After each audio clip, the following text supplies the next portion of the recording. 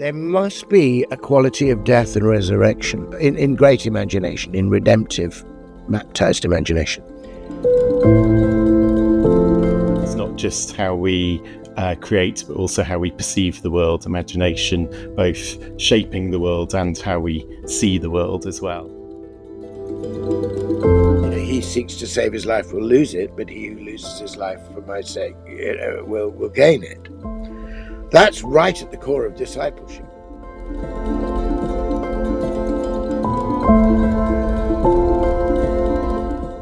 Welcome to Season 2 of the Imaginative Discipleship podcast. Now, many of us today, I think, are wrestling with a meaning crisis, a gap between our everyday lives and the big stories we believe about reality. And as a Christian believer, I don't think those of us who are believers are immune to this. We also feel a discipleship gap between what we believe in our heads and how we feel and experience reality every day. I believe that the key to closing the gap, to resolving the meaning crisis, lies in the imagination. Imagination has the potential to connect us to reality in deeper ways, as I unpack in these episodes. I'm excited to be talking to a whole variety of thinkers, creatives, believers about all sorts of different aspects of imagination and how it can help transform the way that we live in the world, make sense of the world, and ultimately connect to God himself. So join me on this journey. I'm really excited this week to have Dr. Malcolm Guite, poet and priest, who is an amazing mind, an amazing creative thinker who has delved deeply into these questions. And we get into all sorts of things from Doctor Who to dragons to dinosaurs, and also touch on his epic Arthurian poem Merlin's Isle that's out soon. So join us on the conversation and let me know what you think in the comments or drop me an email afterwards. Welcome, Malcolm, to the Imaginative Discipleship podcast. It's a real delight to have you join us as a poet, author, someone who has written on the imagination and particularly Lifting the Veil, Imagination in the Kingdom of God, which I found wonderfully helpful and relevant to my own thoughts as I've been exploring imagination and discipleship. Well, thank welcome. you. It's a pleasure to be with you. It was really nice because I've studied Tolkien and Lewis and medieval literature, and so a lot of the background and also Coleridge and so on, it was coming as oh yes, I know this quote, but you bring everything together from this rich tradition of Christian mythopoetic and imaginative reflection in a really wonderful way. So I would recommend this to all my listeners. That's but we can kind. perhaps have a chance to unpack some of the key You ideas. know, just a little thing about that book. I wrote a quite sort of big kind of academic monograph called Faith, Hope and Poetry for Ashgate's Theology in the Arts series, which I was very glad to do. But by its very nature, it had to be a book that was bristling with footnotes and, a learned argument. And there's a very proper place for that. I think you have to do that groundwork. But I felt that it was worth taking the core ideas of that book, perhaps developing them in some new ways, but also condensing them and clarifying them, and to write a book that was much more that was really intended for a wider readership. And I particularly had in mind the kind of rising generation, both of Christians on the one hand and artists and writers and creatives, as they call them, on the other, and particularly people who are in the middle of those spaces, people who are both Christian and creative and can often feel marginalized by both communities. The artistic community is suspicious of you for being a Christian, and the Christian community is suspicious of you for being an artist.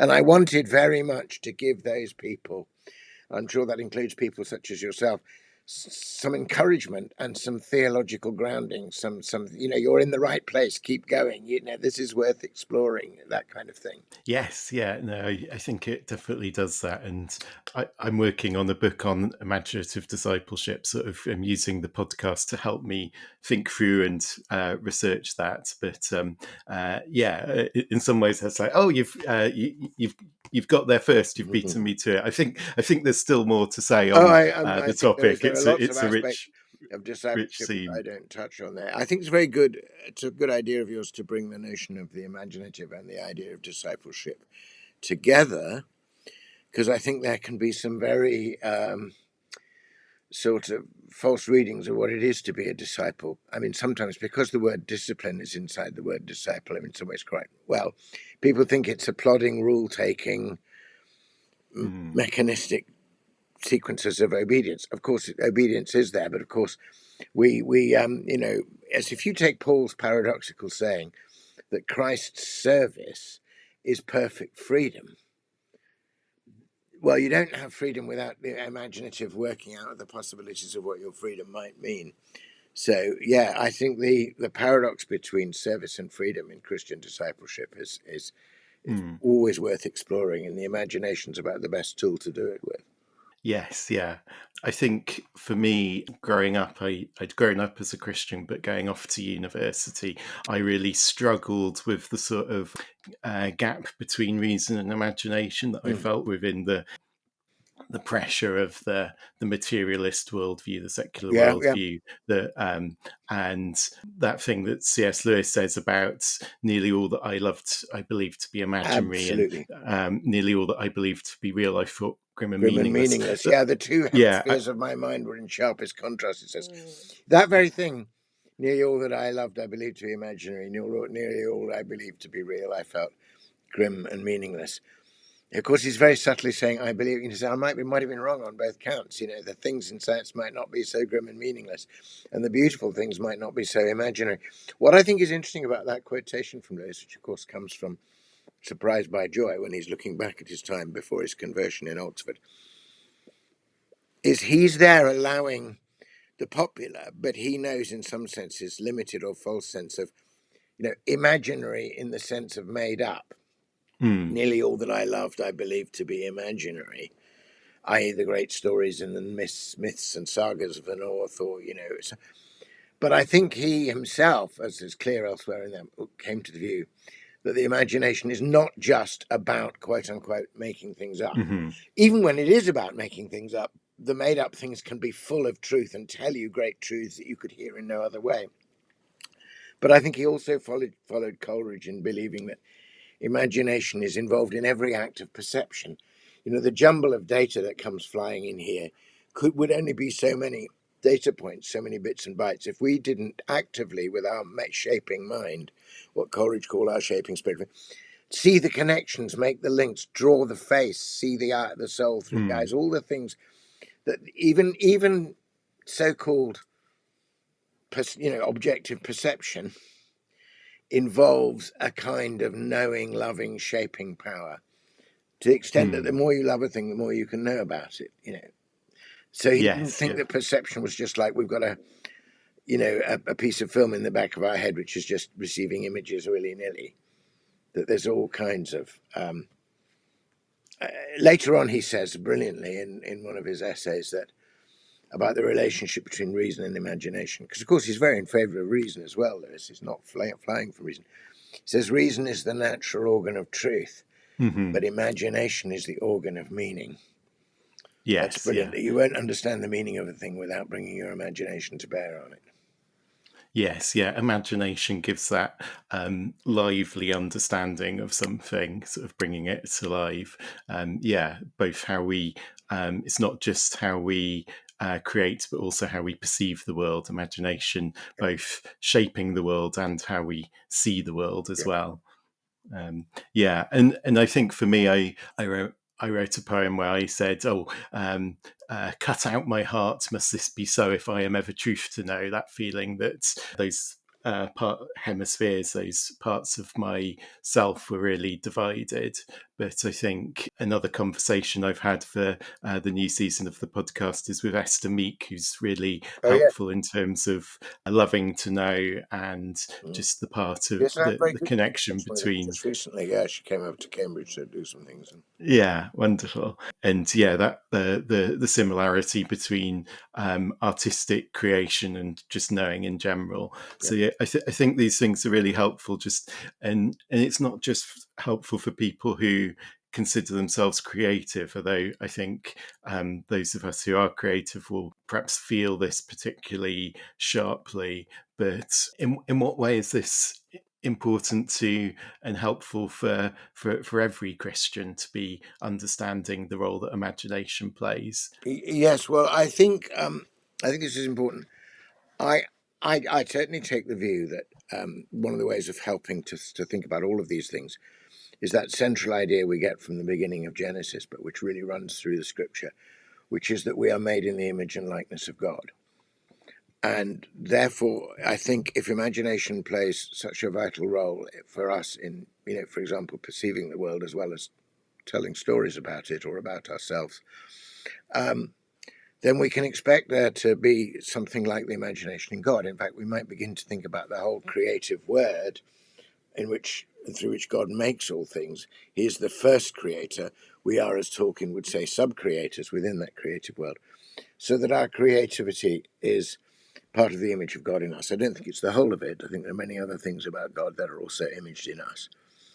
But now that image is given to every single person without exception, the image of God. That's central to Christian ethics as well, that we see every person, whether we agree with them or not, or whatever their race or creed. Of course, we'd all love them to become Christians, and that's a very proper calling to share our faith. But before we've even done that, we recognize in them a dignity of human being as image bearers. Now, I think that applies to everybody. We've established that.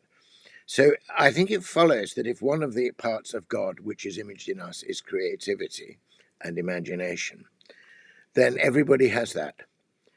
A certain class of people are able to make a living from it.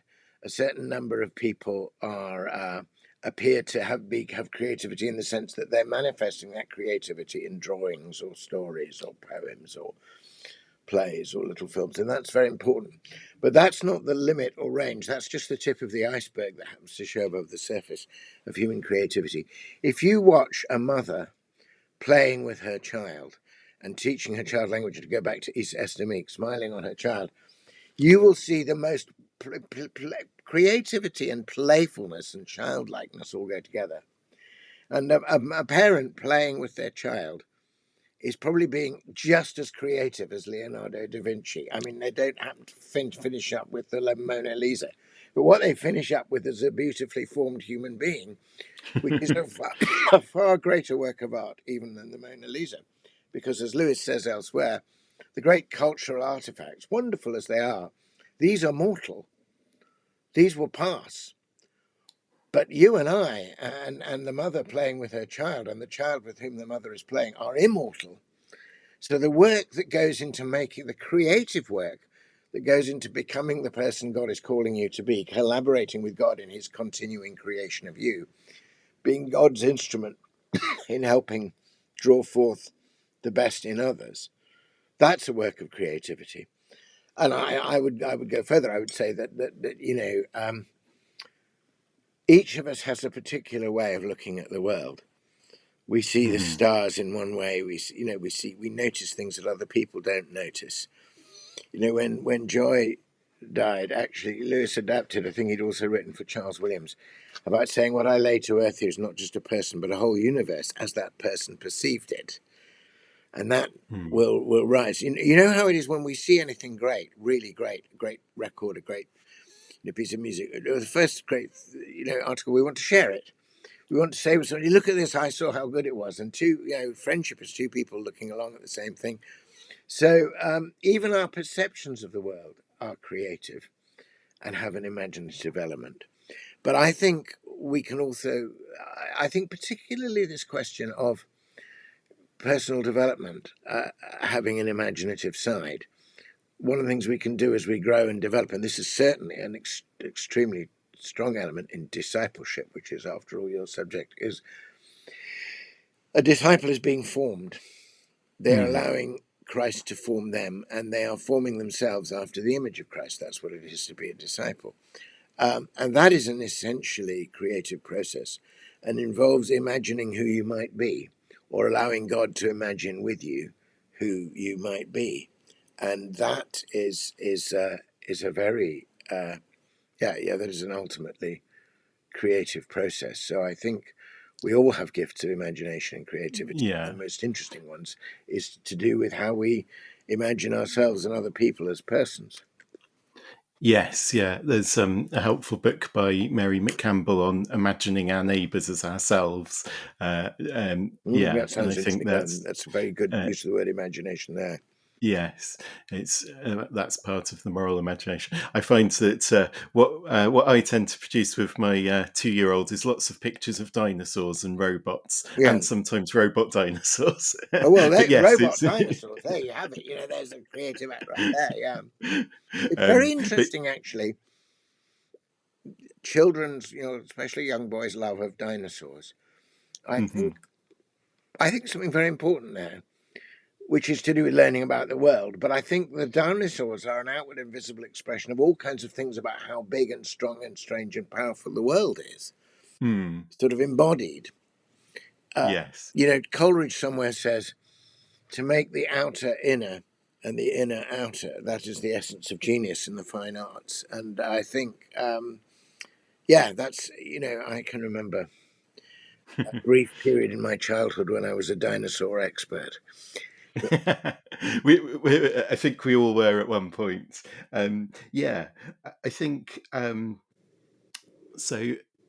As well as imagination being a truth-bearing faculty, I mean, Lewis said about it being the organ of meaning. Now, you can have false meanings, like back in the garden, the serpent appealed to the imagination, saying you can be as gods. So I think perhaps one aspect of imaginative discipleship is the discernment of true stories and true imagination against the distorted visions that we're given. Absolutely. James K. Smith talks about the secular liturgies and how we're shaped by going to the shopping mall or going to the sports stadium and stuff like this. And these all have their own rhythms and liturgies that shape us.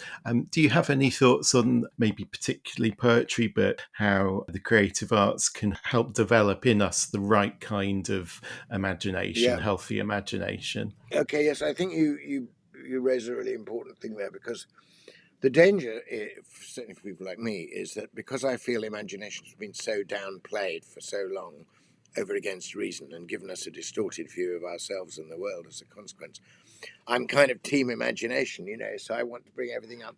But it has to be done with discernment. So I think there are two helpful things. Coleridge is very helpful on this. And God knows Coleridge had nightmares and knew all about the dark side of the imagination. But Coleridge, right at the beginning of his his thorough grounding of this in the famous 13th chapter of Biographia Literaria, which is on the imagination, Coleridge makes a distinction between imagination and fancy. Imagination he sees as this primal thing actually echoing and repeating in the finite mind the eternal act of creation in the infinite I am. So it's our co-creativity with God, and God makes things which are good, and we have that capacity. And he gives that imagination, he calls it primary imagination when we're perceiving, and secondary imagination when we're creating, but he says they're completely related. He gives imagination a capital I. Then he contrasts it with what he calls fancy, but which might be better translated for us fantasy, in the sense that, and he says fancy is just a mode of memory emancipated from time. It only has fixities and definites to play with. Fancy takes images we already have in our mind from the world and then just rearranges them as it pleases us.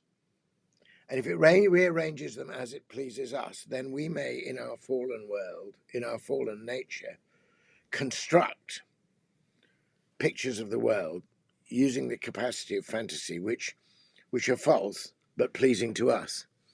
The sort of the ego-driven fantasy dream, and which emerges, which in the children's writing of Lewis's age was the story where the boy is effortlessly captain of the school and everybody admires him, and it's a wish fulfillment fantasy. And for so-called grown-ups, it becomes a sort of sex and shopping novel, in an airport. It's not challenging in any way. It's not lifting a veil. It's not making you see the world. It's just taking your neediness and giving you a fantasized fulfillment of it through your identification with the successful character. But it doesn't. You don't come out of that world having fought a dragon there. You can now fight the ones here. You didn't have to fight a dragon. You were just getting the stuff. So that is what Coleridge would call fancy. Now, and Jung would call, Freud would call wish fulfillment. The great writers of whom we're speaking, Lewis and Tolkien and so on, knew perfectly well what that was and eschewed it. They knew they didn't want to do that.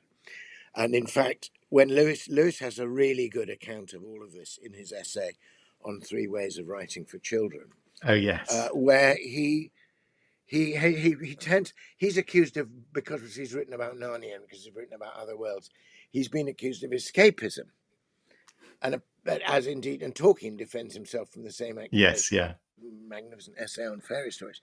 But Lewis, in the 3 Ways of Writing for Children, says, well, actually, ironically, the most escapist novel for story for children is the realistic one, the school story, where you're not in another world, you're just doing better in this world with no effort. That's escapism. On the other hand, if I take a child into another world and they have to fulfill a quest and overcome the odds and show courage and trust and risk and help each other, I may bring them back, not only better equipped to do all those things in this world, but also my enchanted world may have reminded them a little bit of how enchanted this world is. He said, I want to write about a child in an enchanted wood in such a way that when they return, every English wood is a little more enchanted, and he's absolutely full on there. So one of the ways of testing between, if you like, this better, what they called mythopoetic form of imagination, as opposed to mere fantasy or wish fulfillment, is to see the actual fruit it bears in people's lives. And he says, Lewis did distinguish between divine discontent, which is the yearning for the far-off country, the longing, and what he called undivine discontent, which is just being cross because you didn't win the prize or because somebody else earns more than you do, or whatever. And he says, bad writing sends you back to your life undivinely discontented. You briefly enjoyed the thrill of being the hero, but then you go back to all the inadequacies of your life and feel worse about it. And he says, that's just not helpful writing. You have to develop the person and help them find their heights and depths in the place. So now one last thing, as a very, so we can make that distinction. But Lewis goes a little further, and I think this hasn't been really noticed or opened up. I mean, I haven't had the chance myself to do it, but somebody should work on this at some point. Lewis famously says about reading George MacDonald's Fantastes that in some way his imagination was baptized. The bright shadow. Yeah. The great thing, though, is what does baptism mean? And Lewis, in that very passage, in describing reading MacDonald in his book Surprised by Joy, says something in him died in the old country and rose in the new country. So he's thinking about what Paul says about baptism, that any of you who are baptized were baptized into the death of Christ. And then they now to live the risen life of Christ. Baptism, by its very nature, immersion down in water and then rising up again, is a mimesis or imitation of death and birth. The going down is the drowning and dying. The rising up is the waters of the new birth. That's why the font is the womb of the church. So there must be a quality of death and resurrection. Where does this, in great imagination, in redemptive, baptized imagination? And the problem with the false wish fulfillment type of fantasy is that there's no death of the ego and no resurrection. Mm. It's just taking you as you are and feeding your needs with fantasized fulfillments, each of which is slightly less satisfying than the other. I mean, the ultimate end of that is pornography. That, this kind of these lonely repetitions of pseudo fulfillment, which leave you, more desolate and lonely than you actually were before. Now, on the contrary, if the whole needy part of you gave itself up and died, and then you came alive not to yourself, but alive to God, or even just alive to the author, alive to Tolkien, I thought, I want that. I don't want that to feed me. I want that because it's lovely to be there and it's good in itself. I want to bathe in that goodness. That's what happened when Lewis read Fantastes. Now, I've never seen anybody comment on this, but if you read Fantastes, which lots of people who refer to Fantastes don't, but it's quite a challenging novel because it's very Victorian and all this. But if you read Fantastes, a plot spoiler here, what you come to realise is that the entire novel is about the hero's death and resurrection. He tries to have everything his way for the first part of the novel. And it all turns, he can't do it. He wants the White Lady without, all of this. And then he goes right down underground. He goes through, first of all, he has a baptism experience at a pool. Then he goes underground. Then he has underground travel. Then he comes up. Then he comes to this bitter island. And then eventually, later on, he actually dies in the story. And then he wakes up back into his life, ready to fulfill it as a man who's just come into his inheritance. So all George MacDonald's novels are actually about death and resurrection. I mean, he makes all that death and resurrection stuff even more clear in Lilith, which is the kind of companion novel he wrote many years later. So this is a real challenge to those of us who want to champion the baptized imagination. There's tremendous good news, but the cross comes before the crown. And the real problem is how to be faithful to the element of self-denial, the element of, if you like, holy dying that has to come in.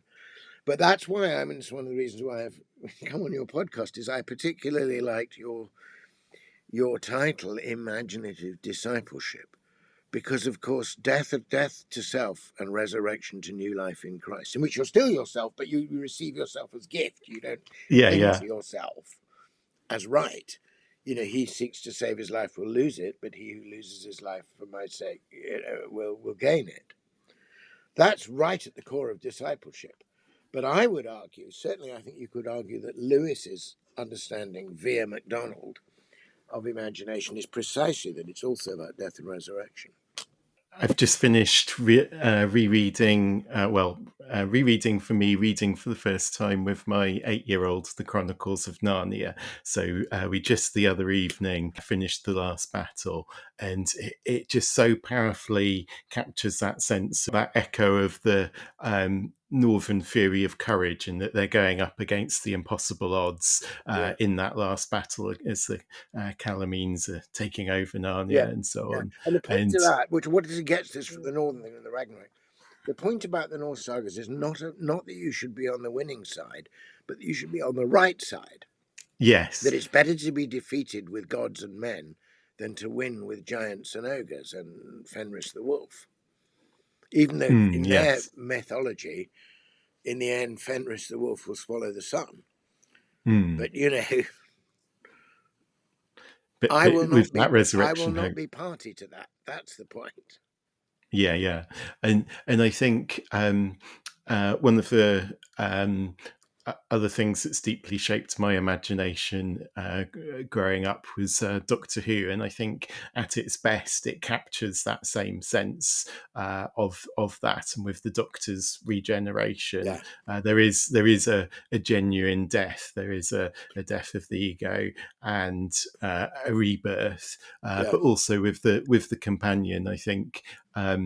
the first when it came back in 2005, and you had Billie Piper as the companion. By the end, there's that real sense of she wants to go and get her way back to the doctor. He tries to send her home to safety, but she won't go because she's been transformed, because she knows that it's better to stand up for what's right and fight the good fight, even in the face of impossible odds. And I think that kind of storytelling is really powerful, and it does help form us that courage to die to self in maybe less literal ways than in fantasy, but there's an inner preparation to be able to make those sacrifices.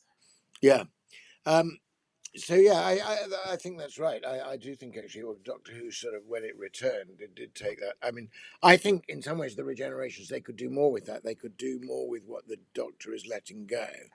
They're always so interested in who the new Doctor is going to be, you know.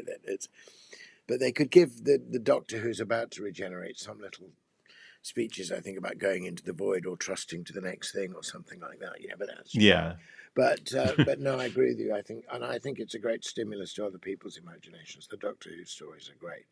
I mean, in some ways, the Doctor Who stories, I think, bear a relation to the kind of timeless appeal of the Knights of the Round Table and Malory, in that the idea of the knight errant, the idea of the person who takes the knights don't have a map, they don't have a plan, they don't propose what's going to happen that day. They take the adventure that God sends them. That's what they say.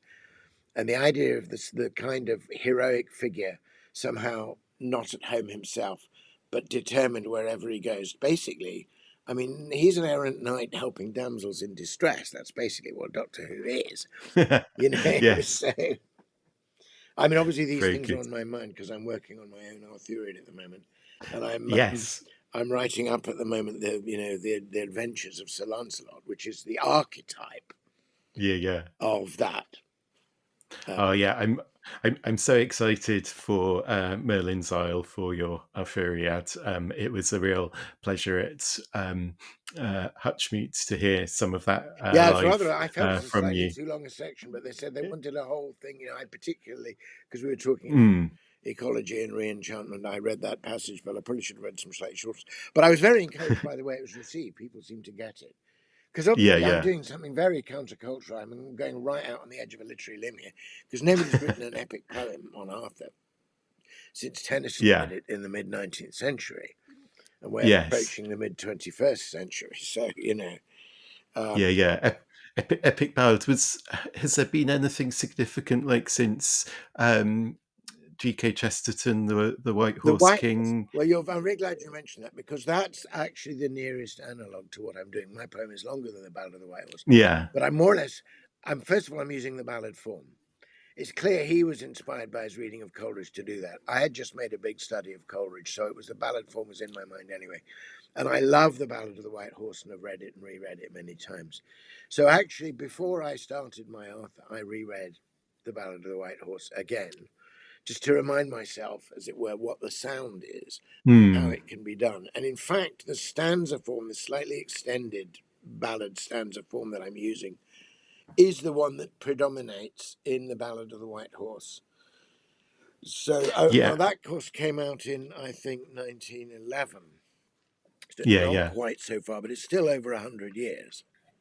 I think it's interesting because there does seem to be what people are calling this vibe shift or quiet revival, but coming out of the meaning crisis into a greater hunger for a new sincerity. And so I think for a long time there's been just the tendency to deconstruct and remix. So it's Monty Python and the Holy Grail. It's the sort of clever twist on the Arthurian legend. I Whereas I'm really trying to be faithful to the sources, but I'm doing so not out of an antiquarian interest.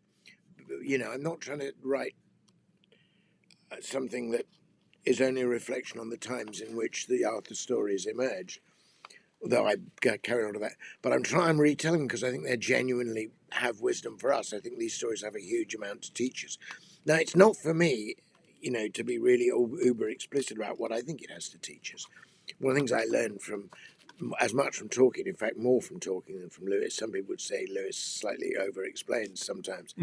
But that basically mythopoeia means you believe that the mythos, the poetic mythos, has its own wisdom and will kindle the imagination of its readers in such a way that it will teach truths appropriately and at the time. So this is what Lewis praised in the review he wrote of The Lord of the Rings when it came out, where he said very definitively, and of course Tolkien would have said, you must say this, he said, this is not allegory in the sense that the author already has one meaning in mind, codes it down to story for the reader, and then the reader decodes it. That's not what this is.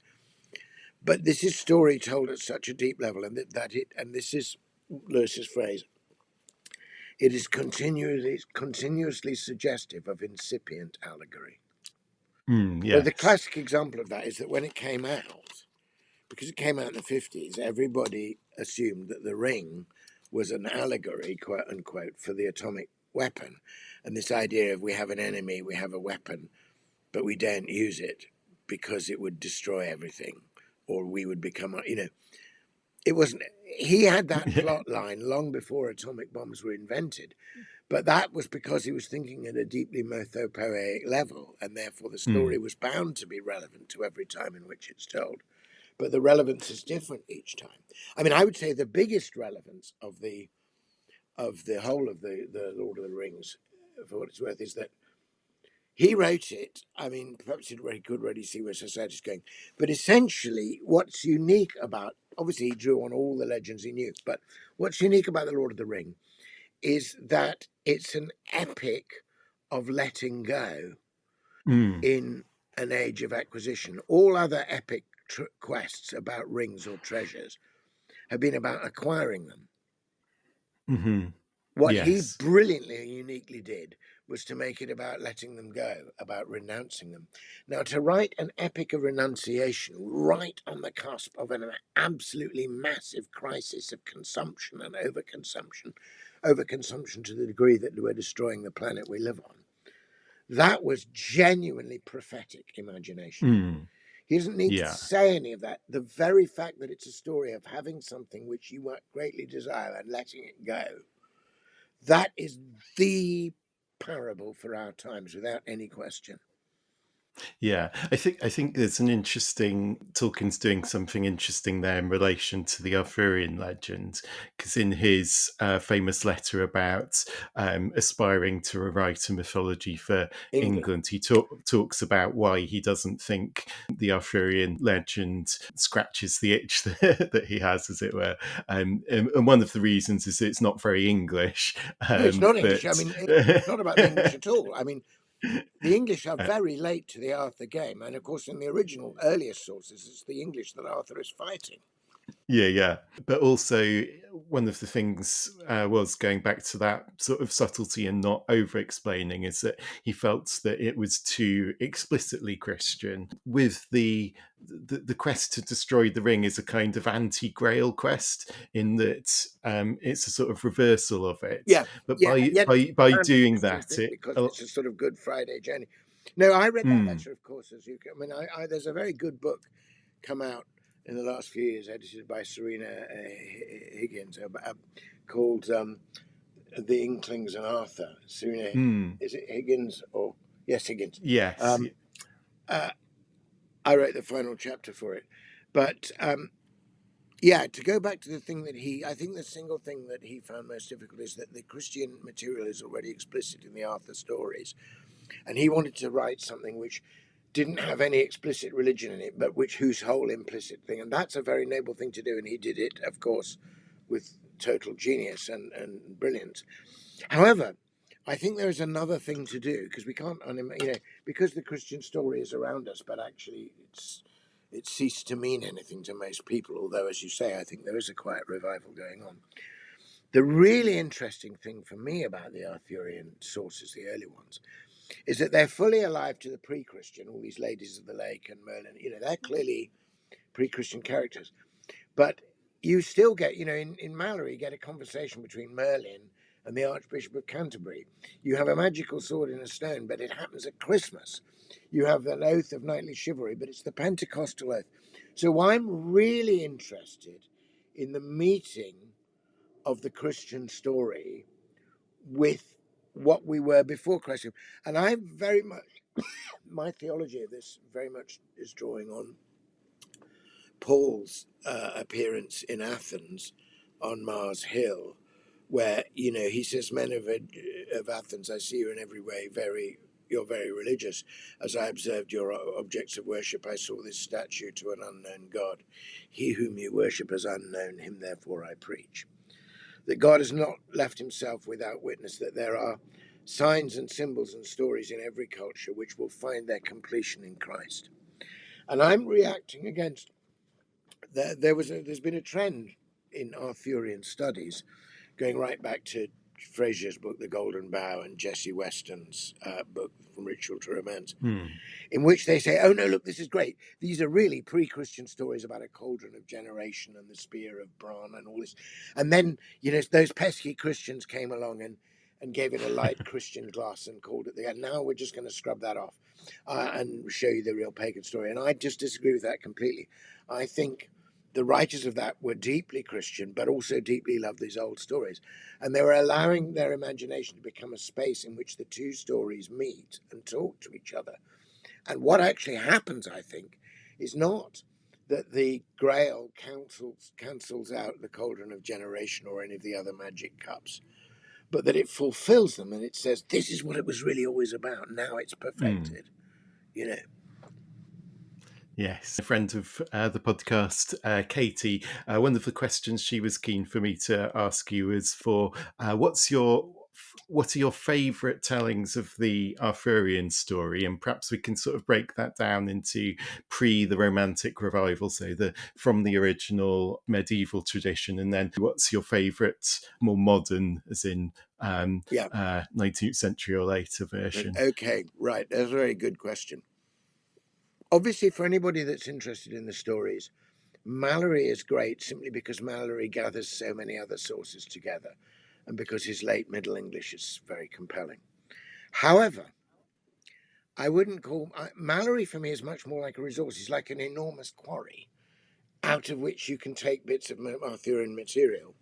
But if you try to read, if you genuinely sit down and read Malory's Morte unexpurgated and unedited as Caxton printed it, first to last, he's less like a quarry and more like a ridiculously interlaced path and maze. And there are clearly stories that are the same story that Malory tells as separate stories because he's come across them in separate books. I mean, by the time you get to the Grail ship, he ends up with like 3 Grail ships. There are 4 or 5 enchanted swords. You know, there are motifs that happen in one, but, you know, all kinds of beautiful numinous stuff is happening, but he has just made an immense heap of them and written them all out. And I don't think that, I mean, you know, Pache, other critics, certainly not as Caxton had it. I don't think there's great artistic shaping. Now, they've since found another manuscript, of course, and it's published as the works of Malory. So Malory is important to me as a great source and a kind of quarry to find stuff, but not as my go-to read. In terms of early sources, I think probably, now this appears in Malory, but isn't, the Caisse de Saint Grail, which has been very nicely translated in a Penguin classic. That's really important. And Geoffrey of Monmouth, you know, because so much stuff. Yeah. And, you know, the Arthurian bit of Geoffrey of Monmouth. The only annoying thing about Geoffrey of Monmouth, and this is true, I mean, this comes into Mary as well, is that clearly Geoffrey of Monmouth, I mean, he says he has a Welsh source, we don't know. I mean, and I love the Welsh stories, the Peredor, you know, Percival coming. But there's the Britons, the Welsh, having been crushed first by the Anglo-Saxons, now by the Normans. The Normans connect with Arthur because he wasn't Anglo-Saxon. That's the point. They can't big up a king for the people they've just defeated, but they can big up a king who himself fought the people they've just defeated. That's why it's politically. But the Welsh sources clearly have a chip on their shoulder and a massive fantasy about empire. Like, we have been crushed by so many bloody empires. Well, we used to have an empire of our own. So you get this whole story that we were originally from Troy, and then, you know, in Geoffrey of Monmouth, Arthur goes off and, you know, conquers Europe and ends up in Yeah. Rome. And you're going like, no, you know, this is not. This is about the enchantment of the British Isles. It's not another bloody imperial fantasy. So there's lots that's problematic about those early sources. But I have to say the Quest de Saint Grail, because it really focuses on the encounter with the numinous and the holy. Also, Robert de Boron. Okay, anyway, I didn't pick one, but if I had to pick one, it would be the Quest de Saint Grail. Now, going forward, post Malory, into the 19th century revival, I'm a huge fan of Tennyson as a poet. And I think, I mean, obviously one of my first Arthurian encounters was simply through reading The Lady of Shalott. I think The Lady of Shalott is peerless. And my own rhyme scheme borrows a bit from The Lady of Shalott. But if you think about the Idylls of the King, the 12 books, I'm inspired in the sense that I'm also trying to write 12 books and all of that. I'm inspired by the fact that he reread all the sources, that he travelled to Cornwall and to Wales, and I've done all of that as well. But my reservation about Tennyson's treatment of the Arthuriad is that I think he sees the Holy Grail as an unfortunate sideshow, as a bit of weird religious enthusiasm that ended up screwing up, from the Arthurian point of view, the beautiful construction of the Round Table. I think he wanted to see his Arthur as the ideal human being, but also the ideal leader. I think he wanted to see the Round Table as the ideal society. And I think the sort of Reformed Protestant, you know, I mean, he was almost atheist, but then he came back from it, sees religious enthusiasm as a problem for society, rather than, whereas I would follow Charles Williams in saying that the whole point of the story is the Grail. Camelot exists for the Grail and not the other way around. Yeah. So of all the 90s, I mean, you know, this is interesting. I mean, there's a slightly weird take on Balin from Swinburne, who is a technically very gifted poet, but I think his imagination is, to put it mildly, not baptized. So I have issues with him. Actually, as a straightforward, pick up the book, read it again and again, beautiful retelling of the whole cycle that gets it. I would go into the 20th century, I'd go into the early 50s, and I would look at Roger Lancelyn Green's retelling, which is ostensibly for children, but is very rewarding to adults. He is clearly a friend and disciple of C.S. Lewis's. He totally gets Lewis's take on all of these things. He's fully cognizant of the sources. He doesn't just use Malory. He includes Gawain and the Green Knight. He uses other sources. Some of the stuff he puts in, he's getting from Wolfram von Eschenbach, from the Parzival. So he's a very good writer.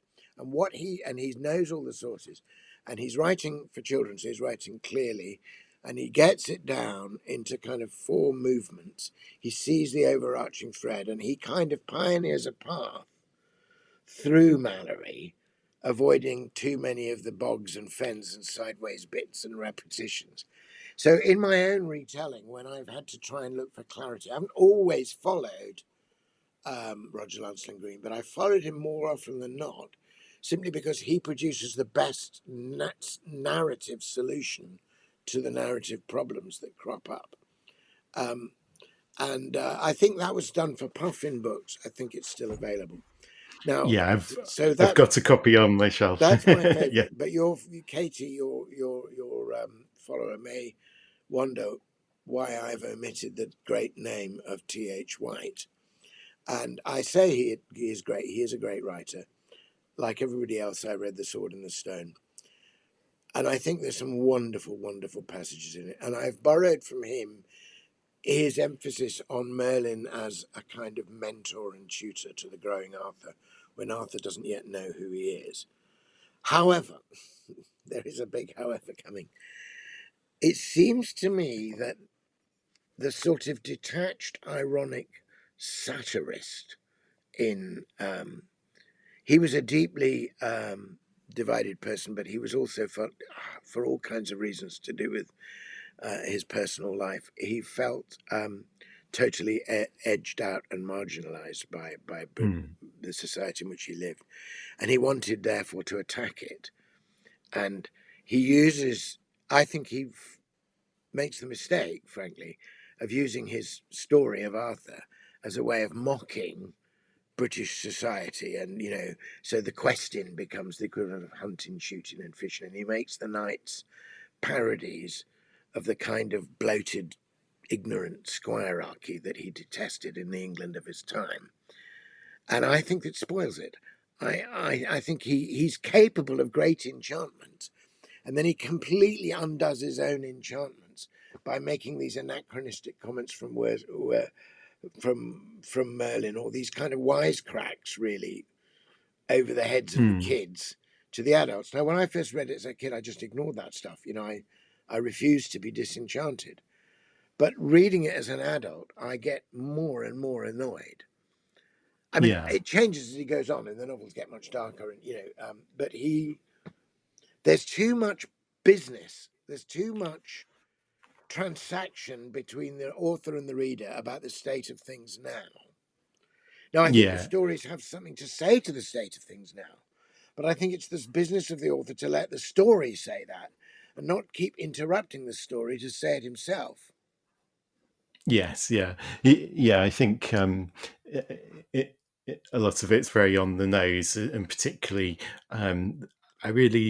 there's an aspect of the ending that I really love, in that way he sends out Thomas Malory with the story, and it's in the hope, in culture, in the story rather than in might, that you have the hope of says, change. I know. But before that, you've got to get through pages and pages of him critiquing sort of different philosophies and worldviews, and why they haven't been able to give the solution to Arthur's dilemma. And he sort of completely misunderstands Christianity as wishing heaven to earth. It's a real mixed bag. Yeah, mixed bag is right. Sending out, I mean, the point is, if he has this sending out of Malory at the end, he needed to be doing a lot more of that through the rest of the book, in my view. But who am I? I mean, obviously it's very easy you have to admire him for writing in the first place. You have to admire him for sharing his love of this material.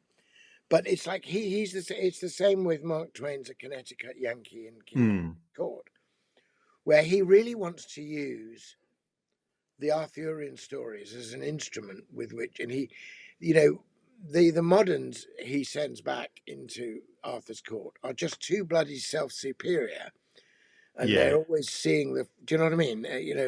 Chronological snobbery. Having said that, I think there are some readings of A Connecticut Yankee which say that by the time he's at the end of the book, he realizes there's a lot more wisdom in chivalry than he's given credit for. Yeah, I think there's a lot in that. I did a lecture on King Arthur and the politics of Christendom, and looking at how the relationship between Camelot and the Grail in some of the different tellings is quite revealing of the different perspectives that different writers like Tennyson and White have idea of Christendom, and the relationship between that. I'll drop a link to that in the show notes. Yeah, but no, that's good. Yeah. Also, I mean, I think a modern scholarly take on the emergence of these stories in the Middle Ages in the first place, and the particular periods in the 12th century and 13th century when they became really, really popular,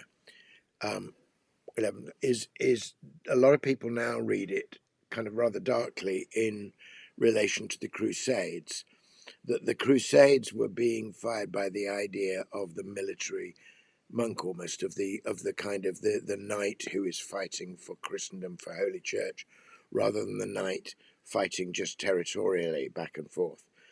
And that it was, some people would argue that the emergence of these stories is part of a culture which is being deliberately inculcated of the holy knight, because you wanted holy knights on the crusade. I mean, I think that's a view that Rowan Williams takes. I see the justice of some of it, but I fear that approach might, for some readers, taint the stories with all that is Yeah. problematic about the Crusades.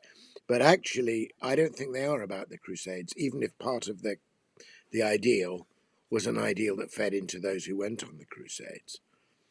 You know, I mean, the Ballad of the White Horse was hugely popular with young men who subsequently went out and fought in the First World War, and it probably fired their courage.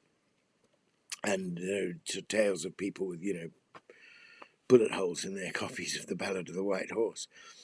But that doesn't mean that, the fact that they were betrayed by their generals and politicians, as Kipling said, of all those who, if any question why we died, tell them because our fathers lied. The fact that that chivalric impetus was exploited badly by political powers doesn't make the chivalric impulse wrong. Yeah.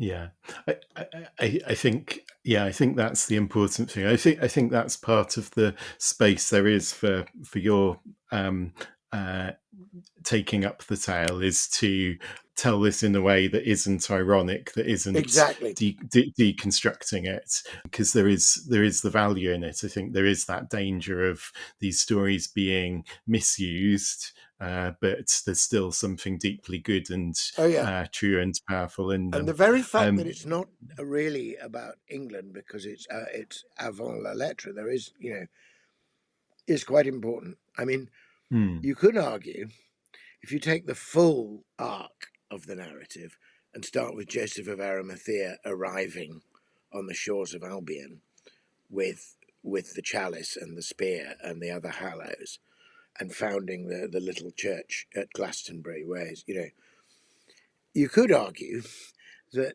the whole story starts with some refugees from the Middle East arriving in a small boat, and Yeah. then adding to by their very presence, adding to the heart of what this nation is. And one of the Yeah. things I want to do, I want to tell a good, full, unironic retelling, but I also want, as it were, to wrest it a little way from the resurgence of sort of xenophobic nationalism. Now, I need to be very cautious. I mean, I love my country. I love England. I love all. I think there is a very proper love of your law, your language, your traditions, your locality. I think some aspects of sort of, metropolitan political correctness have wrongly repressed that, and I think it's right to revive it. But loving your country does not mean hating the stranger. Yeah. On the contrary, one of the things you might love about your country is its capacity to welcome the stranger. And I think those are stories told. I mean, I have a prophetic bit in among Merlin's last words before he kind of goes into this other state, to Arthur in my telling, in which I take the story from Geoffrey of Monmouth about the two dragons, the white dragon and the red dragon, always fighting each other, and Monmouth's political interpretation of it, that the red dragon is the Britons, the Celts, the native Celts, and the white dragon is the invading Saxon. And I have Arthur having a dream or a vision of the two dragons, but then a third dragon, a golden dragon, comes and calls the two dragons together and touches them with their wings. And there's a little bit of gold then in both the white gold and the red gold, as it were, of these two dragons.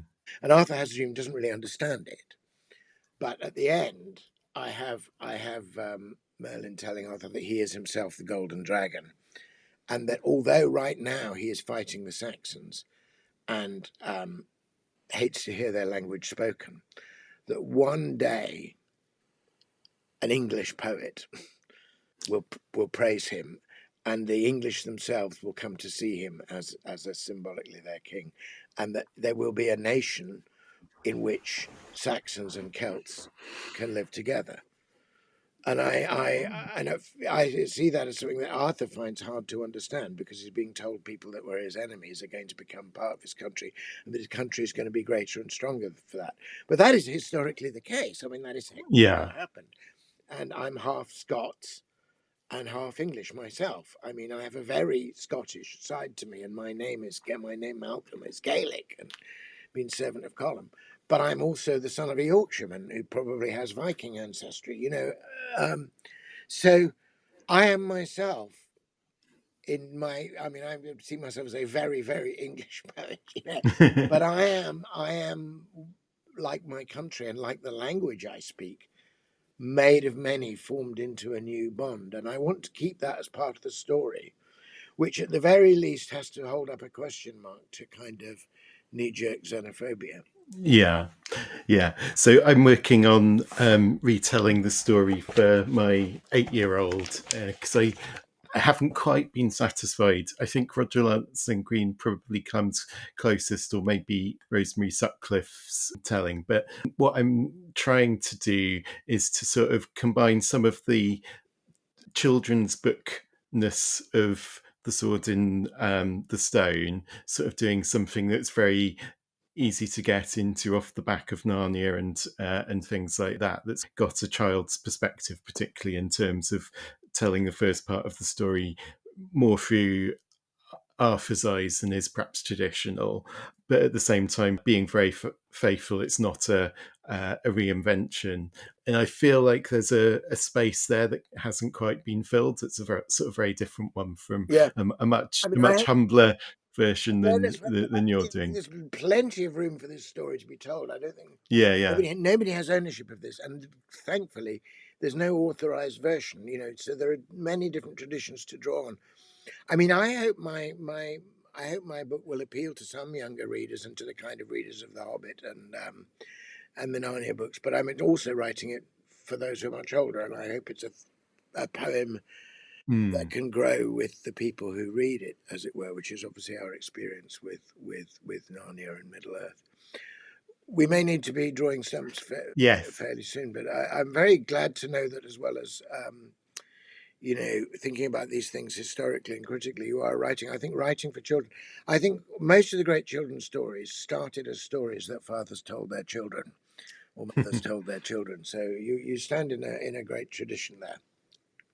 Just bringing it back round to imagination, and you talk about the growing imaginative resistance in terms of there does seem to be a growing tide of different bodies, like the Rabbit Room, for example, pushing for more of a space for Yeah, imagination absolutely. in the Christian life. Yeah. What encouragements do you see, and how would you encourage churches and Christians Yeah. to embrace the Okay. imagination Well, sort of collectively? starting first, just as a point of encouragement, if I can speak for a moment, if you like, with my purely academic work, which we haven't talked about.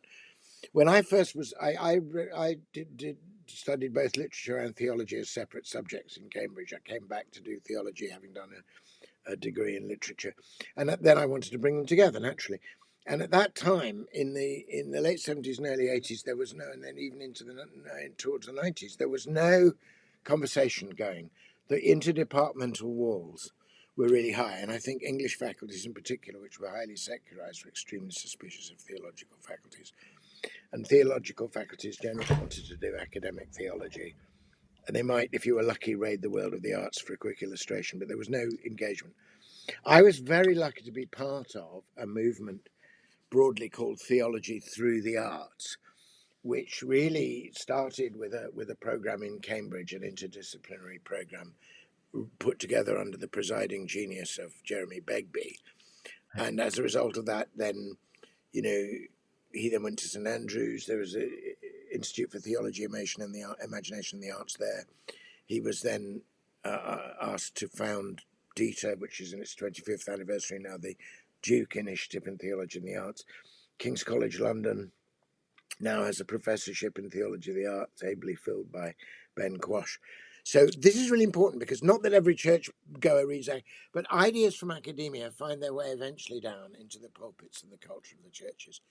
And I have to say, from the 50s through to the 90s, really, particularly in biblical criticism, it was all bleak, it was all reductive, it was all, now there's a greater confidence and there's a hugely greater engagement in the arts. So that's got to be good news for the churches.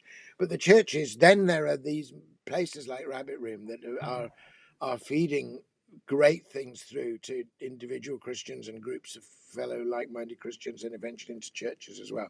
There have been things like the C.S. Lewis Foundation. There are lots of things going out there actively saying we need this and we need it now. And I think a lot of churches are re-engaging with art. at best, they're re-engaging with local artists in their own community and giving them a place to exhibit, and they're getting interested in tales and stories. I mean, I started trying to run a thing at the Church of St Edward's when I was there, about storytelling and tales of mystery and imagination. And lo and behold, the great Susanna Clarke showed up and co-taught a bit.